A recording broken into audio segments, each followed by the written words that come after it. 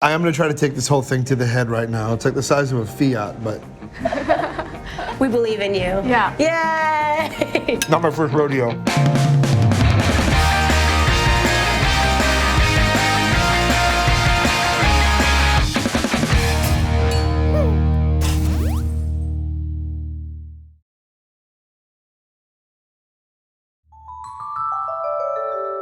Oil, batter, fire. Since the dawn of time, almost every culture on Earth has come to understand this one universal rule of cooking. If you fry it, they will come. But in Japan, the love affair with fried food borders on a national obsession.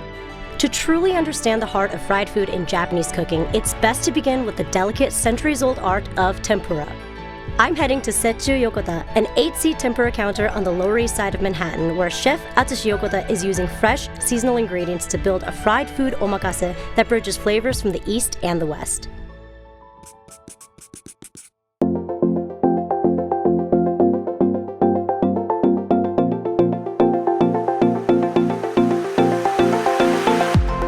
よろしくお願いいたします。よろしくお願いします。まず最初にこのレストラン雪中横田についてちょっと話してください。始めたのが3年前なんですけど、ちょうどこの8月で3年になります。あ、そうなんですか、はい、おめでとうございます。ありがとうございます。一応生き残ってます。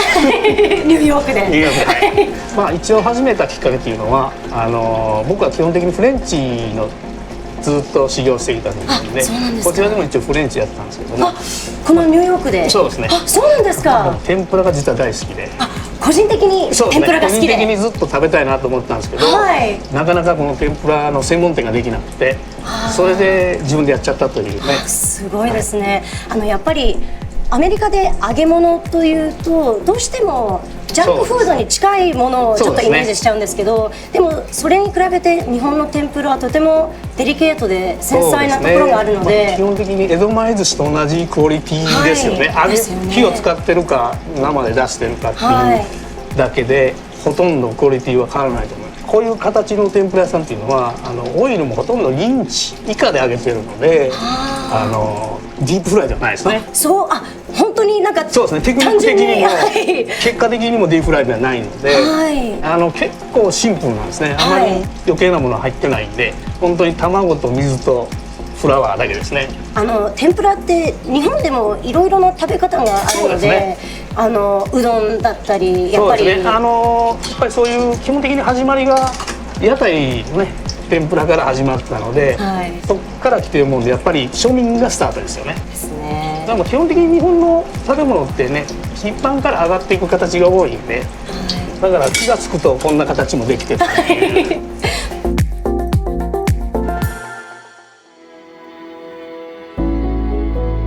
ちょっとマーケットいろんな見て野菜をまず見ていたんですけど、今日いいアスパラガスが入ったんで、これちょっと揚げてみたいと。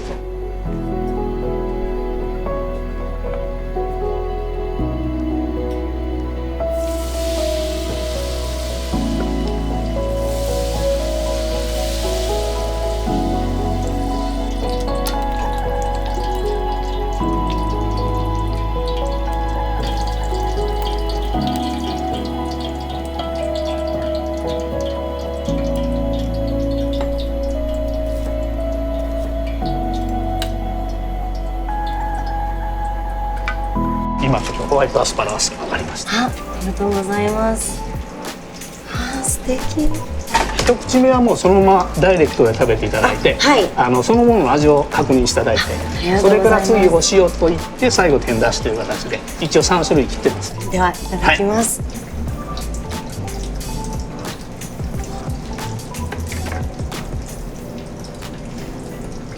うわー、でも本当に美味しいですね。そうですね。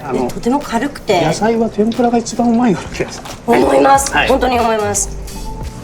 I've never enjoyed a white asparagus more in my life. It was so perfect and so soft inside. Rather than frying, the concept of tempura is actually almost air frying within itself. And almost like steaming while frying, which gives it that really, really specific batter and texture. And I just don't know how he got rid of the stringiness of it. I'm amazed.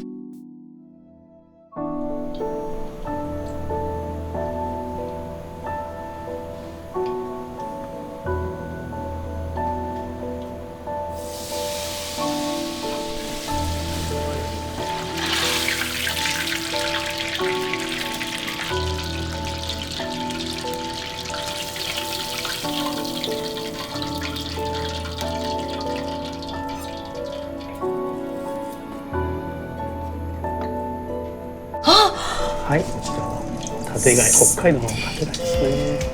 ありがとうございます。これももうそのまま、まず一口はそのままで、はい、あとはもうお塩かレモンだけでいいと思います。いただきます。これも火加減のみということで、天ぷら屋さんだともう少し火入れるんですけど、はい、フレンチのテクニックでショー&フロアって言って冷たいっていうのがあるんですよね。あったかくて中が冷たいっていうのをコントラストでちょっと使ってるっていう。素晴らしいですね。見たことないです。いただきます。わー、こんな天ぷらは本当に初めてです。本当に美味しいです。恐縮です。So I just had a tempura-fried scallop for the first time in my life, and all the scallop I've been eating previously have been alive. It's so unbelievably fresh, and the way Chef prepared it, where he incorporates cooking it very quickly and calmly in the oil to make sure that the inside is still partially raw. That kind of tartare style I've never seen done in tempura before. So I'm absolutely mesmerized right now, and he told me it was straight from Hokkaido, so I'm very spoiled. 今日は本当にお世話になりました。ありがとうございます。でも美味しい天ぷらをいただけ、まだまだ本当に光栄です。まだ頑張らんといけないです。またよろしくお願いします。ありがとうございます。ありがとうございます。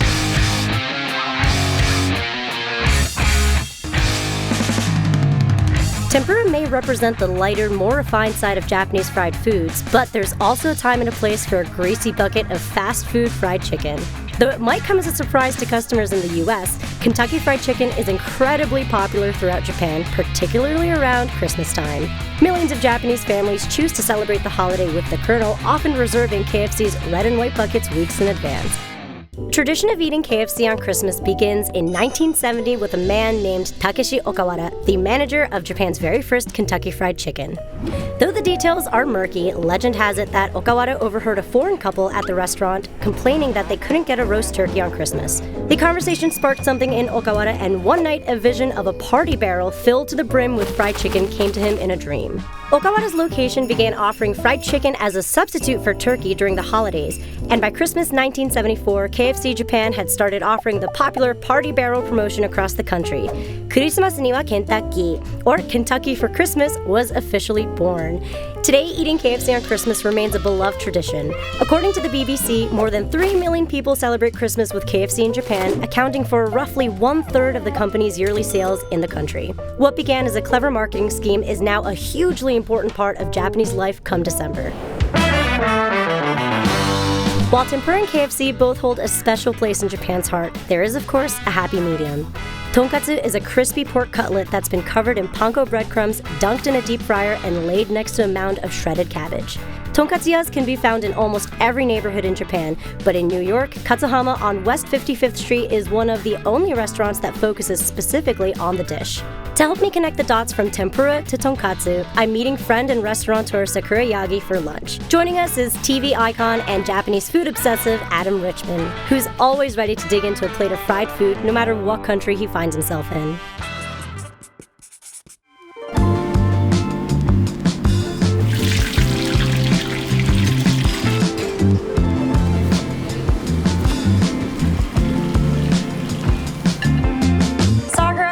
Thank you so much for joining me today. We are at Katsuhama to enjoy some tonkatsu. And since everyone has a different dish, I thought maybe we could share. Itadakimasu. Itadakimasu. Okay, so katsudon, traditional katsu, and would they call this katsu parm or what? Well, that's just what we started calling it. But it's just tomato and cheese. They probably don't serve this in Japan. They might. Japan loves cheese and tomato sauce. But from my experience, like katsu, so tonkatsu shops in Japan generally serve it like this, where you have your choice of what kind of pork that you like, whether it's like a loin or a different part of the Filet, meat. right? Yeah, exactly. And then they have an option like chicken, white meat, dark meat. I couldn't feel more American right now. And it's like, hey, y'all got Parmesan? Y'all got garlic nuts?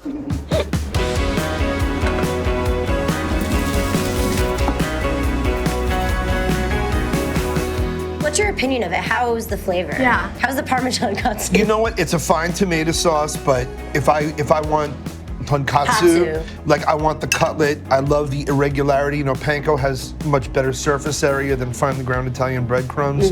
So you get a much more profound crunch, but it's lighter. Saku-saku. Yeah, saku-saku, that's what that is. Saku-saku is just an onomatopoeia That's for a good how one. crunchy and crisp something is. Oh, wow. And that's how you would like absolutely describe. This is so saku-saku. Yeah. Saku-saku. Yeah. 素晴らしいです.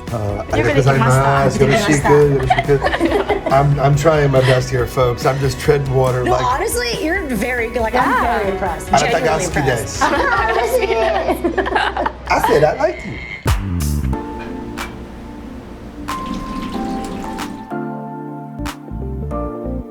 What would you say makes the perfect fried food? Not greasy. Not greasy, okay, which is interesting because it's all greasy. It's made in oil or grease, but Right. it doesn't mean it has to transfer onto the dish. That's a great And point. look at this subtlety. Even serving the fried food on the wire rack and having that air around is allowing it to actually be dry, be crispy when it actually makes contact. If I may be honest, I mean, I think that the Japanese do fried food, in my opinion, better than most, and I think that it's because it's about that saku-saku. It's about the mouthfeel and not about how thick the batter is. I still want to taste what's underneath it. And it's got to be a type of food that's going to retain its crunch from first bite to last, even when you dip it in sauce. Yeah. And I think that's also the big thing too, that in Japan, sauces are on this side, not drizzled on top, Right. Right, not in a right. squirt bottle. It's like delicate. I appreciate that very much.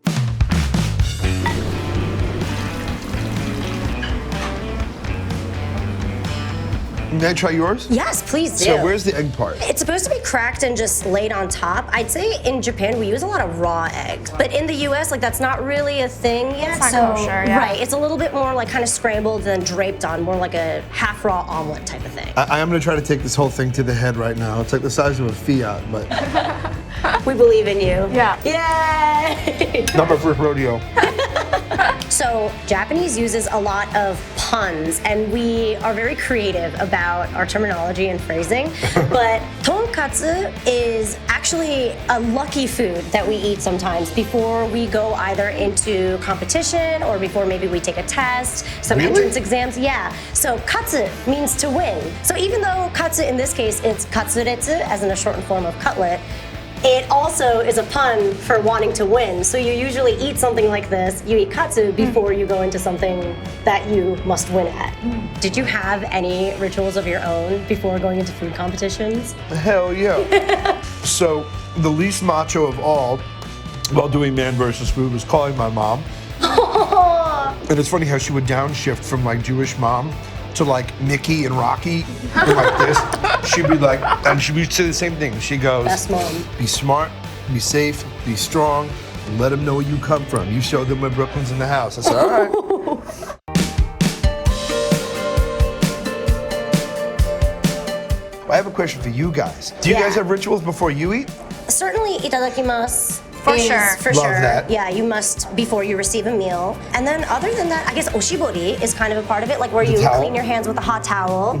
So then what is the actual definition with Gochi sama deshita? Itadakimasu and gochiso-sama go hand in hand, but itadakimasu can mean to the person who prepared it, I'm going to consume this. But also it has this connotation of I'm going to thank the cabbage for Existing. Yeah. Or I'm gonna take this pork, itadakimasu. I Yeah. love that. And then gochiso-sama, the term gochiso is like a meal. Yeah. And gochiso-sama deshita is like just like thank you for the meal. It's poetry, and that's the thing that's so fascinating to me, is that when you see people dedicating so much time, energy, and effort into just a breaded pork cutlet, there's a gratitude for the opportunity to eat something so delicious, and gratitude for the animal that gave its life, the chef that gave his or her work. It's one of the things that I will always love so much about Japanese culture as it relates to food, is that there is a godliness, there is a soulfulness Yes. to it that I find so beautiful. Well, that was delicious. I had an incredible meal. I hope you enjoyed yours as well. I know you Very enjoyed much. Sakura's meal. I did. Sorry about that. Thank you so much for joining us, both of you. And also, I was just so delighted to speak so much Japanese with you. Yes, it was a real treat. so fun. Yeah, it was はい、incredible. どうぞよろしく。いやー、よろしくお願いします。ごちそうさまですごちそうさまでした。ありがとうございます。ありがとうございます。どうぞよろしく。